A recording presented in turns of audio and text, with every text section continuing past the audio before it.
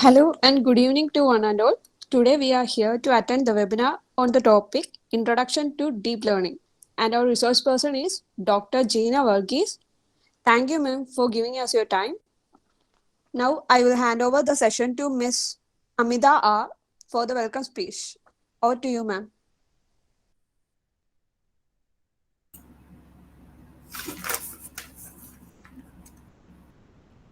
Good evening to all. Our college, MAHAGURU Institute of Technology, approved by AICTE and affiliated to Abdul Kalam Technological University, accredited with NAC with ISO certification, established in the year 2009, has been successful in producing distinct engineers over a decade. Since its inception, our main aim is to deliver quality education and give our students the right exposure by maintaining international standards of technical education. It is a great honor for our institution to have Dr. Gina Varghese as our resource person. Dr. Gina Varghese is an active researcher in computer science. She took her doctorate degree from MG University under Dr. K. N. Ramachandran Nair, and she received her BTech degree from Adi Shankara Institute of Engineering and Technology in the discipline of Computer Science in 2007.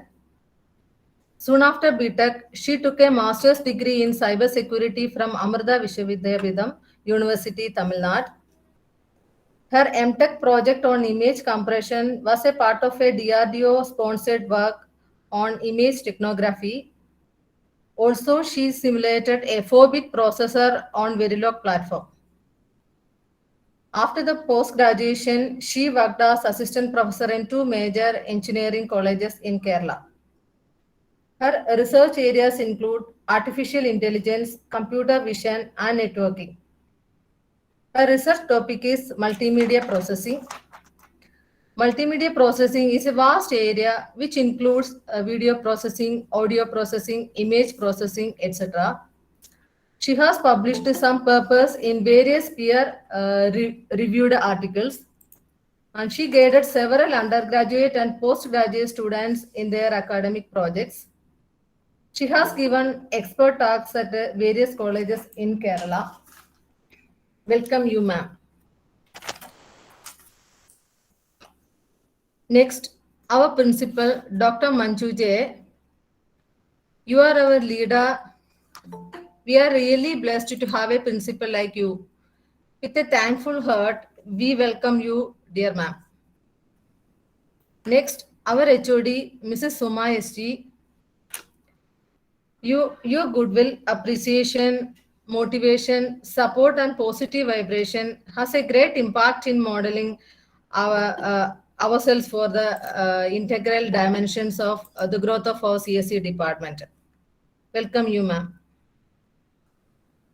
So, Gina, ma'am, let's start the session and hand over to you, ma'am. Once again, hearty welcome you, ma'am. Okay, thank you so much. Am I audible? Am I audible? Yes, ma'am. Okay. So thank you, Amitamas and Preethimis, for inviting me to this webinar. And as you said, I'm Dr. Gina Varghese, working in an engineering institute in Ernakulam. And today, I'm so happy to be with some young professionals who are ready to hear some topics on deep learning. So let me just take my slide and I will present the slide now.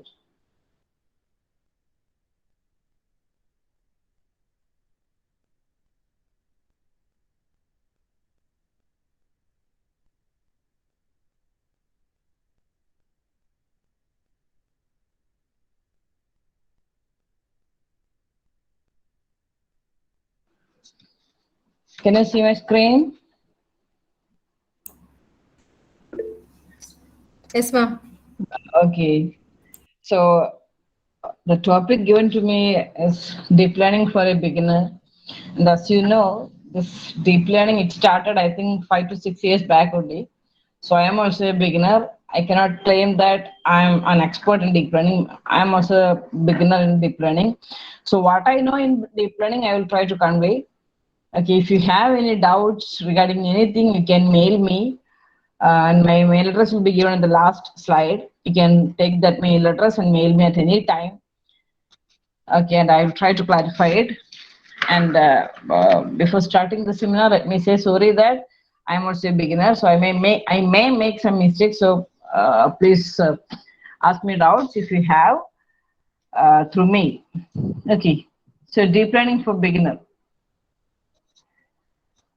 So deep learning means learning deeply. So you can see the brain figure in there. So we, the human being, we are also learning deeply. When we see an object or when we see something in front of us, we analyze the parameters or we analyze the features of that object, and we will try to capture that into our brain, and our brain will again analyze that, and then the brain will take a decision. What is this? What is this? Okay, if I am looking at my mobile, my brain is saying that okay, it is a square piece and it has some functionalities, and my brain understood that through lots of experiences. I used to I have used this mobile phone 10 years back through. So my brain is already my brain already know what is a mobile. So when I am looking into my mobile, my brain will notify me, okay, this is your mobile, these are the functionalities. So in the same way, we have to make our computer also think that when the computer sees an object, it should say, what is this? Or what is its difference with the other object? So it should learn deeply. So that is deep learning. Okay, so it is actually different from machine learning. I think you are familiar with the terms machine learning and deep learning. Machine learning is different from deep learning in the sense that in machine learning, we have to explicitly specify the features of each object. So if I am seeing a dog or a cat, I should say what is its color, what is its size, or what is its shape. So I should specify those type of features to the computer. Then only the computer can say it is a dog or a cat. So that is machine learning. And while in deep learning, there is no need of such explicit feature extraction. The system, the automated brain, it will itself try to analyze the features of the images of dog and cat and will classify the images as dog or cat. Okay, that is the difference between deep learning and machine learning. Okay, and it learns deeply from the input and no need of external feature extraction. So that is deep learning. See, I think you are familiar with this figure. Everything is automation. Deep learning is automation. Machine learning is a part of automation. Artificial intelligence is a part of automation. Okay, so deep learning comes under machine learning. Okay, and machine learning comes under artificial intelligence. Whatever things we teach the computer to classify automatically, that is a part of artificial intelligence. We are giving intelligence to a system artificially. Okay, so that is artificial intelligence, and machine learning and deep learning are parts of this artificial intelligence.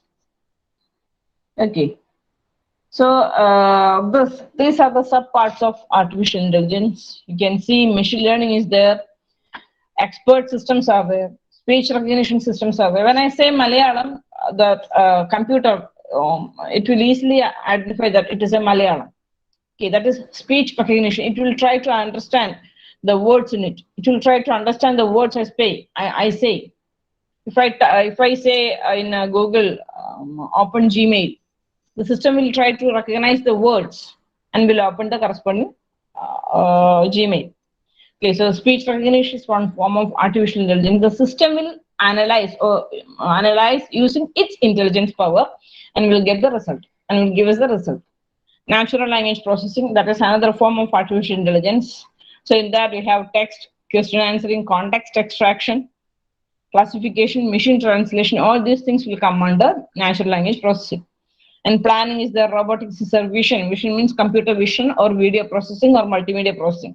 Okay. Machine vision is there, image recognition is there, all these are under vision, and all these will come under artificial intelligence. And you can see in the left hand side it is machine learning, and below the machine learning it is deep learning. So this deep learning and machine learning, they are parts of artificial intelligence. Okay, we have to, these are the heroes behind deep learning. We have to salute these heroes because these are the person who are behind this wonderful scenario or wonderful tool, deep learning. See, I think some of you will be knowing some personalities. The first one is Geoffrey Hinton. He is known as the godfather of deep learning. And the second one is Andrew Ng, who is the person behind Google Brain. What do you know about Google Brain? Do you know about Google Brain? See, this Andrew Ng, he's founded the Google Brain. Google Brain combines open-ended machine learning research with information systems and large-scale computing resources. And he is the person behind MOOC courses. I think since you are BTech students, you are aware what is a MOOC course. So he is the person behind that too. And the last one is Yan, and he is the person behind convolutional neural network. Actually, this convolutional neural network is the backbone of deep learning. So whenever we implement deep learning, we are actually implementing convolutional neural network. So this Ian is the person behind that convolutional neural network. And the third one, Ian Goodfellow. I think you will be familiar about this person, Ian Goodfellow. And he is the person behind GAN, or Generative Adversarial Network. So see, you can see two figures, the pictures of two ladies, and if you search in internet, you can see these ladies, but if you search in physical world, you cannot see these personalities because these personalities are not existing, not even born. Okay, these figures are computer generated images using this GAN network. So this GAN network is used to generate data when we give similar data. So this Ian Goodfellow is the person behind that GAN network. You can search a website, this person does not exist.com. You can search a website, this person does not exist.com. So there is a website like that. When you look at the website, you can generate many faces, and that persons are not existing. Okay, so this GAN network is behind, is the tool behind that. Okay, so these four personalities are the heroes behind deep learning. Okay, this Ian generated convolutional neural network, and he's the person behind he's the person behind CNN, convolutional neural network. Okay, see, other than deep learning networks, we have many different type of networks. So this is available in Google, sheets of neural network or deep learning networks. You can see in Google, you can look into the Google site, and I will zoom it. See, these are the deep learning or the neural network algorithms available. Sorry.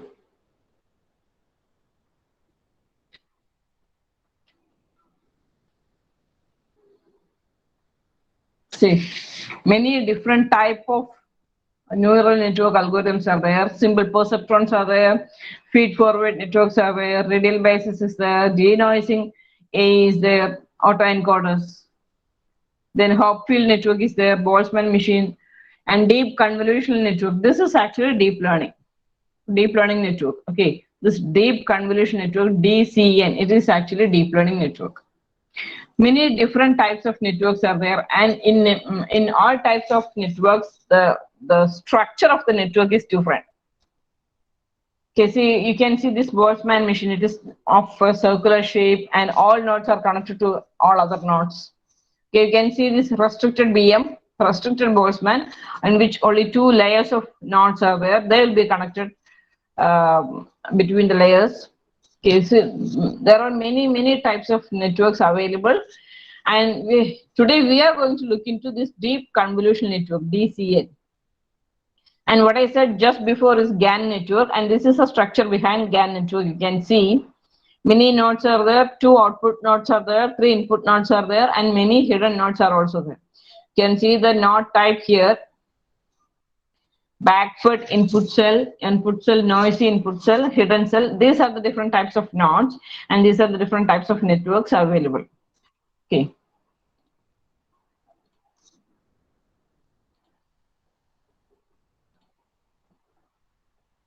Okay. This is the general structure of a deep learning architecture. This is a general structure of a deep learning architecture. We will have a set of operations between the input and the output. You just think this deep learning system as a black box. We give some input to this deep learning black box, it will give you some output. And inside this black box, we are training our system to understand what the input data is. Then after training, when we give an unseen data or a new data, this trained model will try to predict what is the class of or what is the type of that input data. Okay. So we will be giving a set of input data to a network, and we will train the network using that input data, and we will create a model, and with that model we will test a new input data. When we give a new input data, this trained model will say what is the class of that new input data. Okay, that is the overall architecture of deep learning. Here you can see many operations. Convolution operation is there, pooling operation is there, flattening operation is there, fully convolutional operation is there. Many operations are there in a deep learning architecture. Okay, so this deep learning architecture is to recognize the letter B. You can see the letter capital B is written in the left hand side. When it is written, it will be treated as a collection of pixels. Each pixel will have a value. Then this set of pixel values will undergo these many operations: convolution, pooling, then many other operations are also there. So after all these things, a model will be created, and that model will be able to say, when I give a new input letter, is it B or not. Okay, so you can see the detailed architecture in the site given below, analyticssteps.com. Okay. So what are the properties of a deep learning system? See, if you, I think you will be studying deep learning in your curriculum, academic curriculum. So let me just say about properties of a deep learning system. What are the properties of a deep learning system? Why we go for a deep learning system? Because we just need to give the training data. When we give the training data, the model will be trained, and when we give an new data, the model will be able to predict the type of that data. Okay, so it will be really useful. It mimics the human brain through a combination of data inputs, weights, and bias. And we need huge amount of resources.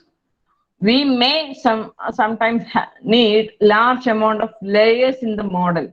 So as the number of layers increases in a deep learning model, the accuracy will also increase, but that to a particular level. Okay. Then deep learning AI is able to learn without human supervision, drawing from data that is both unstructured and unlabeled. There is no need to specifically label each and every data. We need to give two input. See, if there are two classes for a task, we need to give that in two different folders. That's right, but there is no need to label each and every data. Okay. Then, even though deep learning is very good, it has some limitations also. The first limitation is deep learning is data hungry. It needs more amount of data to get trained.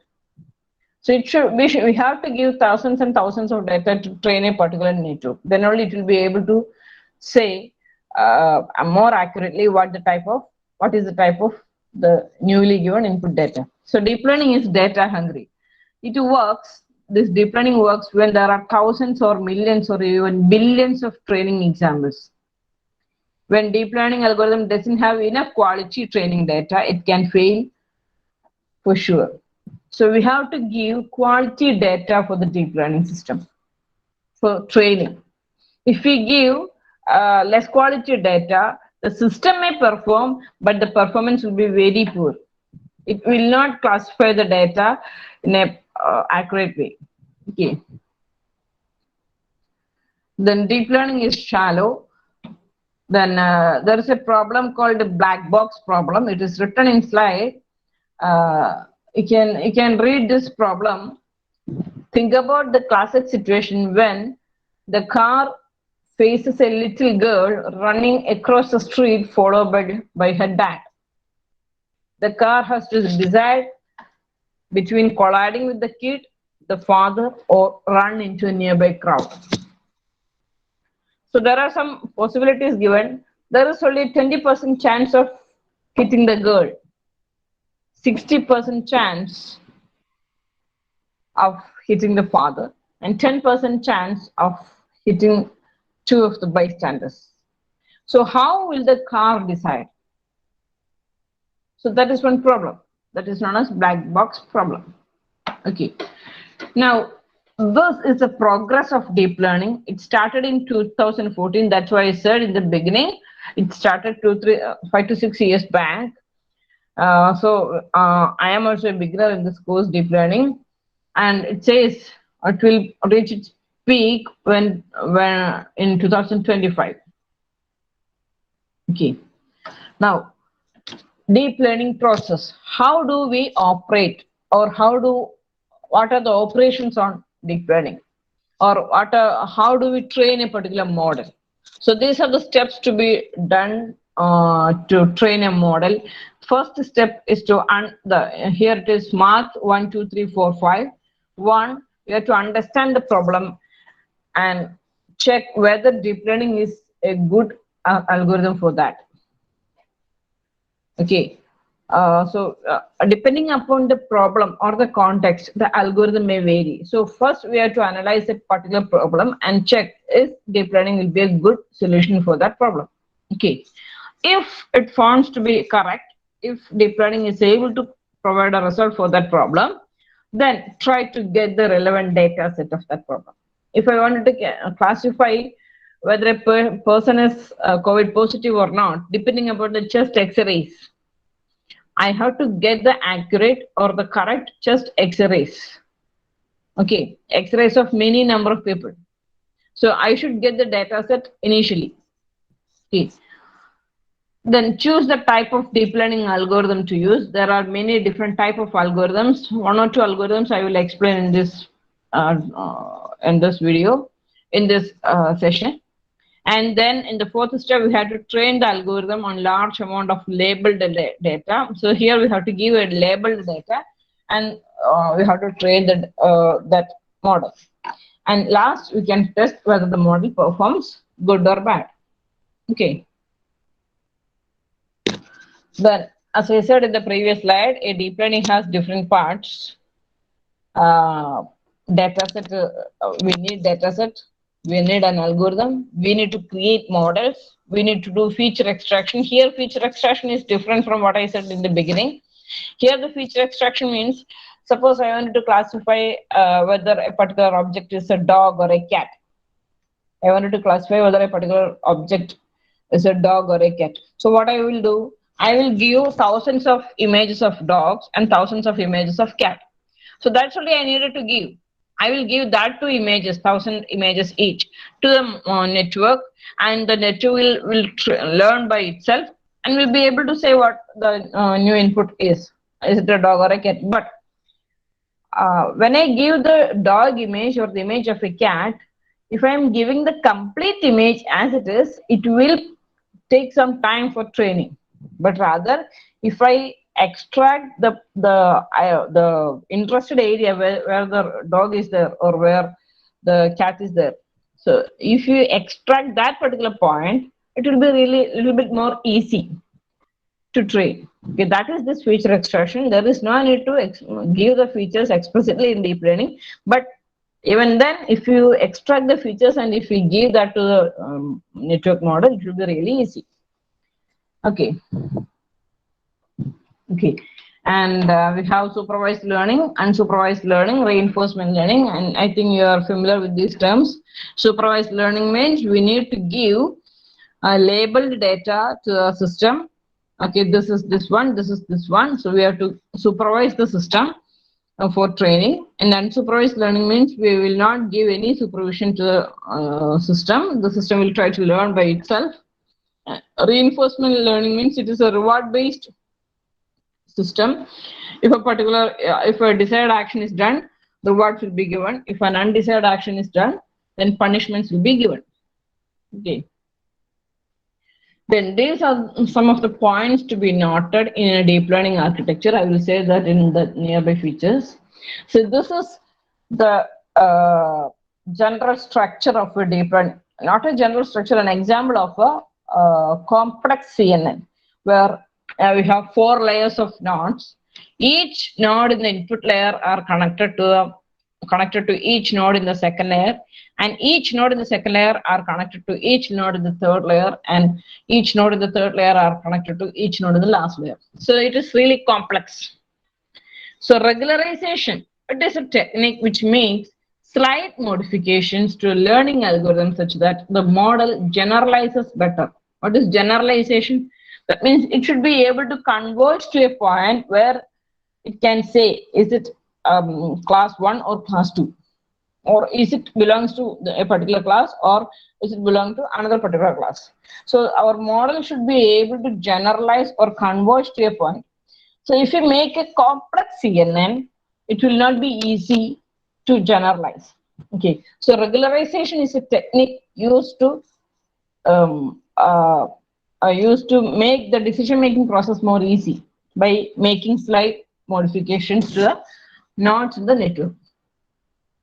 Then these are other 2 terms, overfitting and underfitting.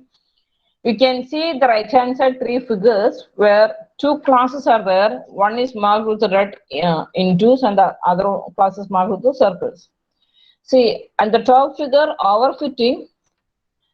See, some circles are placed in the middle of the into marks. So the system is trained so much that it creates a model that will fit all the data. Okay, but it will be really complex. It will be really complex. See, to fit the circles inside that into marks, it created a model like that, but that will not be performing very good.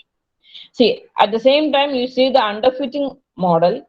In the underfitting model, we do not have enough training data set.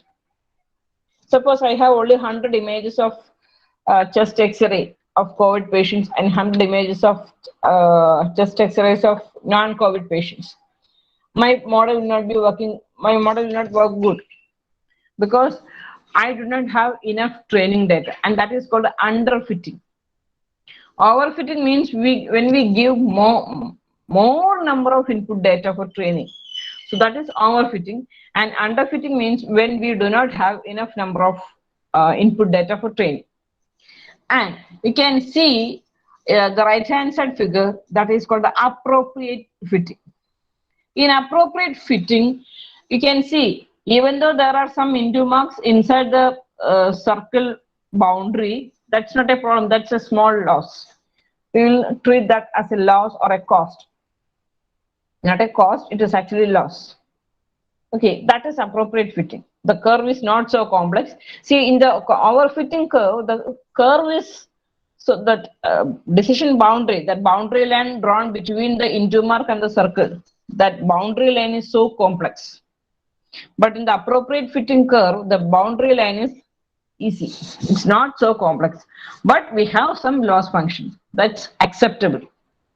Okay, so these 2 are 2 different terms, 2 important terms in deep learning: underfitting and overfitting. Underfitting means when we do not have enough number of training data for training. So our data will not perform better. Sorry, our model will not perform better in underfitting. So you can see in the slide, overfitting refers to a phenomenon where a neural network models the training data very well, but fails when it sees new data from the same problem domain. So overfitting occurs when I give more number of input data than needed.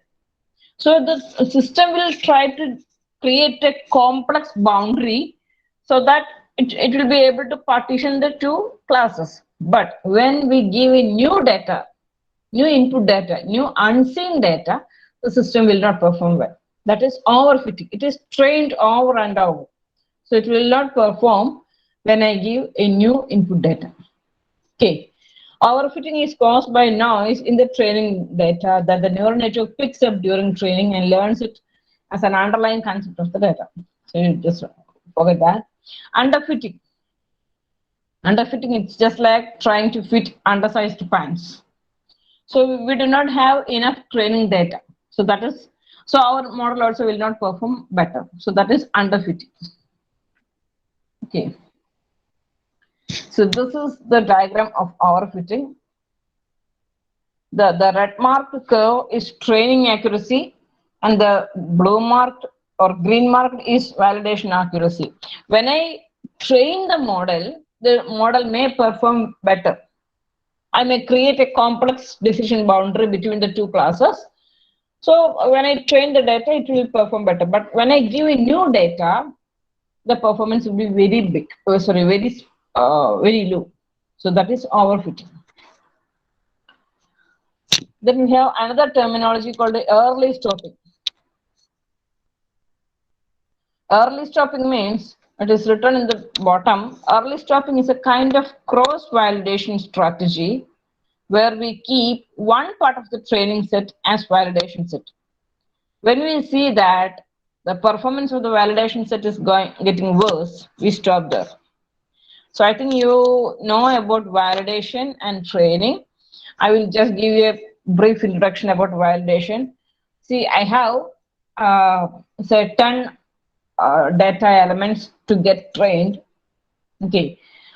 So in the concept of validation, I will not give all the 10 data elements for training. Rather, I will give 7 or 8 data set for training, and the other 2 data set for validation. Validation means just to check whether the trained model or the model which is trained performs better or not. If I have 10 data set with me, I will not give all the 10 data sets for all the 10 data for training, but I will give only 7 or 8 data for training, and the other 2 data I will keep for validation. And during the time of training itself, it will check whether the model created works better for the 2 data elements. Okay, so that is validation. We are actually validating the model created. Okay, so here one more term is just cross validation. So in cross validation, out of the 10 data set, initially I will give the first 8 data for training and the last 2 data for validation. And the next round, I will give the first 2 data for validation and the rest 8 for training. And the next rotation, I will give the second 2. That means the third and the fourth data for validation and the other 8 for training. And the next rotation, I will give the fifth and the sixth data for validation and the other 8 for training. So that is cross validation, k-fold validation. Okay, so so that is validation. And whenever we give input data for training, we have to specify the validation data set also. So then only the model will perform better. Okay.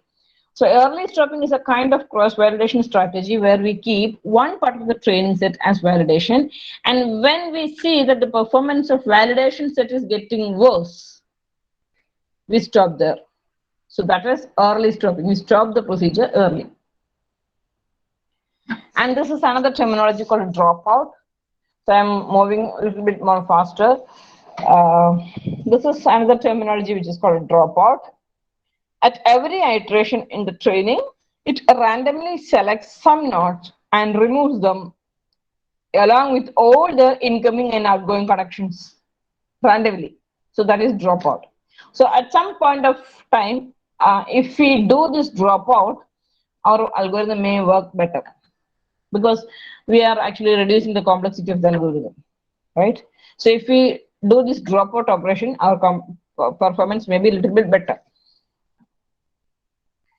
Then I think you remember the deep learning architecture, this architecture. See, here we have one convolution layer, one pooling layer. We have another convolution layer, pooling layer. See, in this way, we can have as many convolution pooling combination in our network. So we can have 2-3 combination or 2-3 blocks where each block contains convolution and pooling. We can have, or we can have 5 to 6 blocks. Each block contains a convolution and pooling. So that depends upon the context and our wish. But normally, how do we decide how many layers we need? Okay, a single layer neural network can only be used to represent linearly separable functions. So if I have two data sets, one is completely black in color, one is completely white in color. There is no need of a complex data structure. There is no need of multiple layers. I just need a single layer. That means I can linearly separate that two data sets. Okay, and as the number of hidden layers increases, the complexity also increases. So that depends upon the context. If our context or if our application or if our problem demands more number of layers, we have to use that more number of layers, but that we should be conscious about the number of layers. And how do we choose how many layers are needed? And that is through experimentation, through intuition, through deep study, through the ideas from the experts, and through searching. There is no specific rule which says this many number of layers or this many number of blocks are needed for a deep learning network. There is no specific rule like that. That is used in a trial and error way. Okay. Designing a good model usually involves a lot of trial and error. The easiest thing you can do is to pick something that has been proven to work well for a similar problem. So you go for experiments, you take ideas from the experts, you search in internet, you study well, then you will get an idea how many layers we need for our problem. Okay. So this is a simple data. If I have no hidden layers, the result will be our model will be able to classify linearly separable data set only. And if I have only one hidden layers, I can approximate, I can much better classify two data sets. Okay. So this is one architecture, deep learning architecture, which is called AlexNet. In AlexNet, you can see different blocks are used. Here we have a convolution pooling block. Here we have another convolution pooling block. Okay. Here this is a flatten layer. This is another flatten layer. Sorry. This is a fully connected layers, and at the end we have a output layer which consists of 1,000 neurons. And AlexNet is a network which classifies 1,000 type of images. Okay. So you can see our input image, our input data set will be images of size 227 cross 227 into 3, where into 3 means it's a color image. Okay. So these are the operations in a deep learning system. Our input image, we apply a filter of size 11 cross 11 into this input image. We apply a filter to our input image. This filter will move around this input image and will create a convoluted image of size 55 cross 55. Okay, so if a filter of size 11 cross 11, filter means a matrix or a kernel. A filter of size 11 cross 11 will be used, and it will move around this 227 cross 227 image to create a convolution image of size 55 cross 55. Then I will use another filter of same size 11 cross 11, and I will use that filter to move around this 227 cross 227 image. I will get another short convolution image, and that convolution image will be placed behind to the first convolution image. Okay, in the same way, I'll be using 96 filters. I will apply all the 96 filters to this 227 cross 227 image. I will get 96 55 cross 55 output image, and those 96 55 cross 55 images will be padded together, and I will get a three-dimensional image like this. Okay, this is the convolution operation. Okay, and after that I will be applying for a max pooling layer. Max pooling layer means I will take a 2 cross 2 image, 2 cross 2 matrix of this convoluted image, 2 cross 2 matrix. I will take the maximum of that 2 cross 2 and I will place that here. Okay, in the same way, I will take the maximum of all 2 cross 2 submatrices of this convoluted image, and I will create another pooling image here. Okay, so this block will be repeated so many times, and at the end I will connect all the nodes together in a single column format. I will arrange all the final output nodes. See here, you can see the final output is a 6 cross 6 image of 6 cross 6 pixel with the 256 images padded back to back. Okay, and in the fully connected layer, I will arrange everything in a column format, and at the end, I will have an output layer which consists of 1000 neurons, and this 1000 neurons will say what is my input image. Okay, I think I have to move a little bit more faster. So these are the size reduction in AlexNet. As you can see, the input image will be of size 227 into 227 into 3. 3 means it's RGB.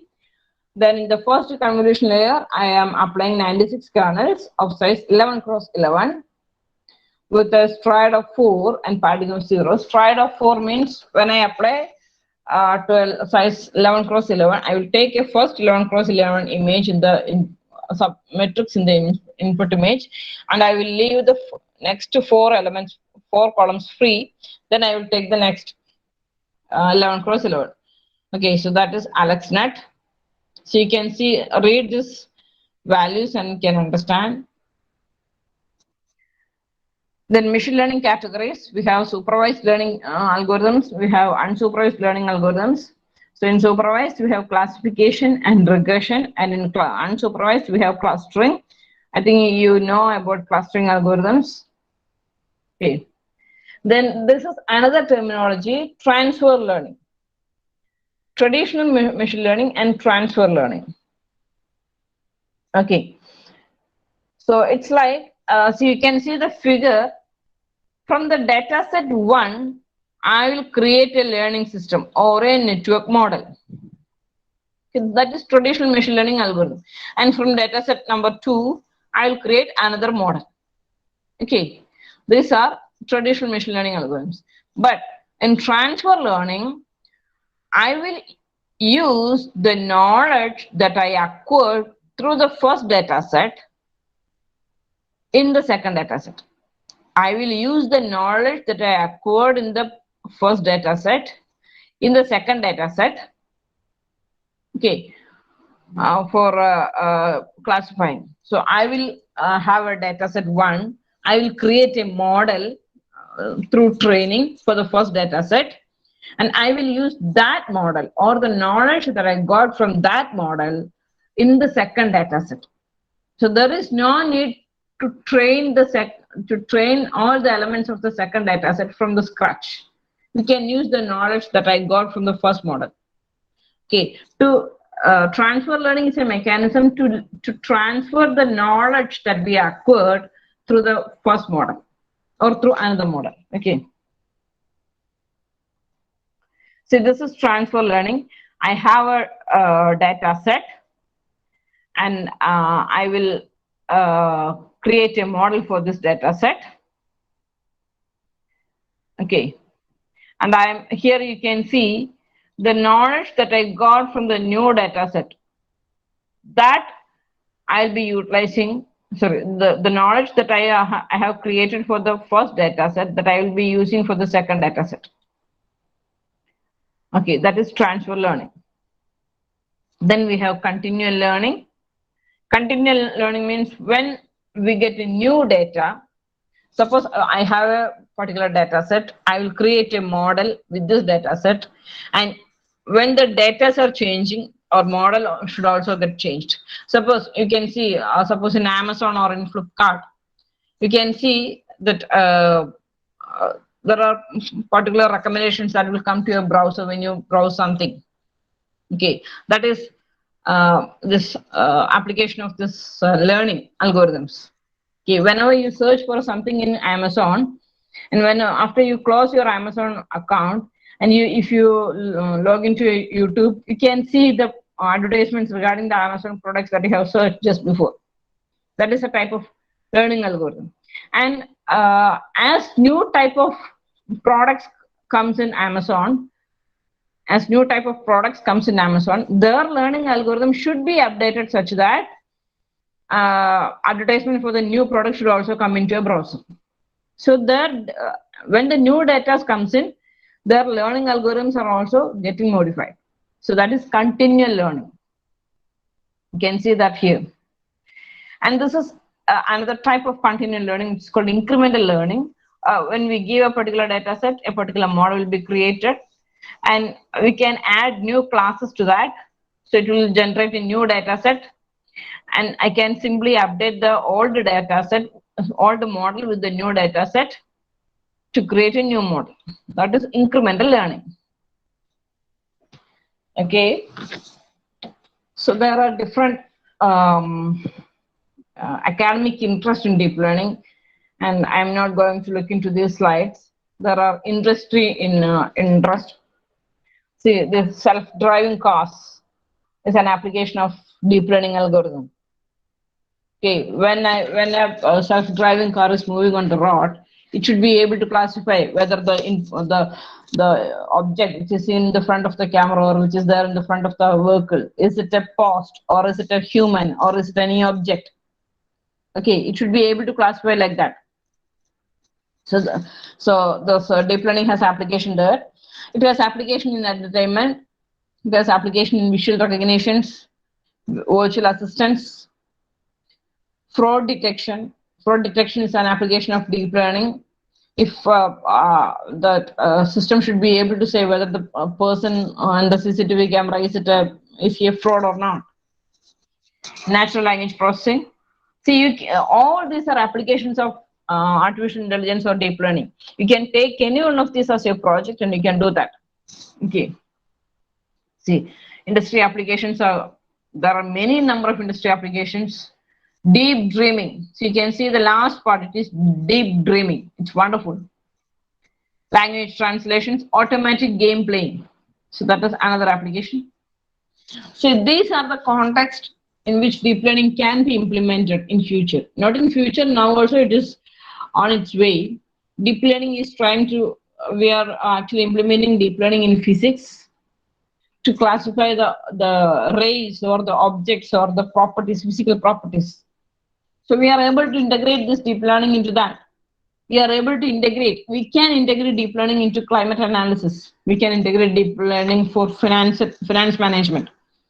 So you can see this prediction, that market value predictions or the score predictions, cricket score predictions. When you see the T20 live, the World Cup live, you can see a match predictor. That may be an application of deep learning. So from the first set of training data, when the bowler is bowling the 5th or 6th over, the system will try to analyze how was the bowling or how was the batting, what is the score. Okay, the system will try to analyze and will predict what will be the output at that 20th over. So that there also we have applications of deep learning. And deep learning in geoinformation systems are there. Geometric deep learning is another fantastic area. So geometric deep learning means we are applying deep learning to three-dimensional objects. Till now, we were looking into the deep learning applications on two-dimensional objects or images. Now, we can implement deep learning in three-dimensional objects also. That is called geometric deep learning. That is really fantastic. I think some of you can do projects on this. Okay. So you can see there are many application areas in climate analysis. And these two are the major tools to implement this deep learning. Actually, I have taken a project. So this is how we do programs, deep learning programs. I think you can see my slide. These are the statements that we use to implement deep learning in Python language. Yeah, since time is okay, we have to set the data, we have to train the model. See, these are the training parameters. Epoch is the number of times we wanted to execute the training.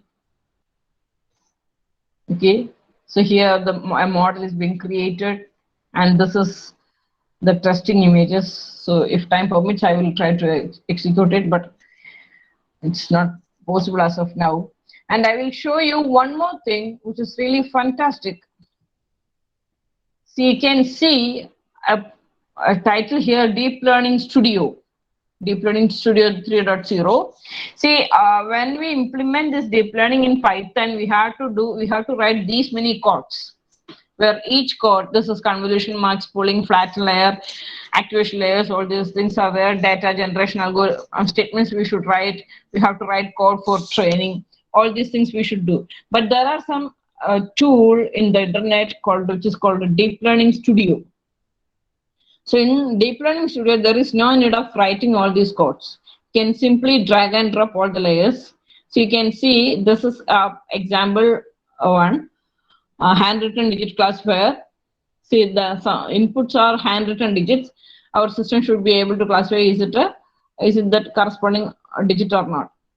Okay, instead of writing all these codes, we can simply drag and drop the model values. See, this is the platform Deep Learning Studio. We can generate projects here. So I will take one project here. Give the data set. Then while implementing the model, see, this is, we can simply drag and drop all the, we can simply drag and drop the input and output layers. Okay. This is Deep Learning Studio. And after the model is designed, let's set the hyperparameters like number of epochs, batch size, etc. Then we can go for training. So here we can see what will be the accuracy when we start the training and when we end the training, and how does this loss function will move. So accuracy should come upward and loss should come downward as the number of epochs increases. Okay, this is training, and here we can get the results: training loss, training accuracy, validation loss, and validation accuracy. And after creating a model here, we can actually deploy that model into our system. So this Deep Learning Studio, I think you should be aware of this Deep Learning Studio if you wanted to do project. It is really easy to do this project in Deep Learning Studio because there is no need to write code for deep learning. You can simply drag and drop each and every layer in the deep learning through this Deep Learning Studio. Otherwise, we have to write code like this here. So this one I have implemented in Google Colab, and this Deep Learning Studio is also very good, but we need stronger internet capacity for that. Okay. We are still far away from human intelligence. So this is where we need to work on. We are still far away from human intelligence. There are many things which are not yet implemented. So there are many options available, many things that we can do. So now it's our chance or our turn to implement many intelligent algorithms. Okay, so it's now our turn, and thank you. Sorry, the time was a crucial thing. That's why I'm stopping here. And I'm sure that you got a little bit of idea about deep learning and not much deep understanding. I know that, but I can convey only this much on this time. Okay, so I will give you the slide if you need, and if you have any doubts regarding anything, you can drop a mail to me. And thank you, everyone for giving me a chance to talk something about this deep learning. And thank you, Amita ma'am, and thank you, Mahaguru Institute of Technology, for giving me this opportunity. Thank you. Okay, ma'am. Now, Grishma will deliver vote of thanks. Hello and good evening to all. On behalf of our college and CSE department, I express my sincere thanks to our resource person, Dr. Gina Varghese, who has spent her precious time with us to enlighten our minds. Thank you, ma'am. Thank you.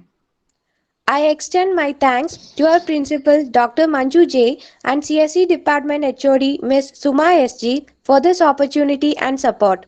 I also thank our coordinator, Mrs. Amida R, for organizing and coordinating the webinar for the students.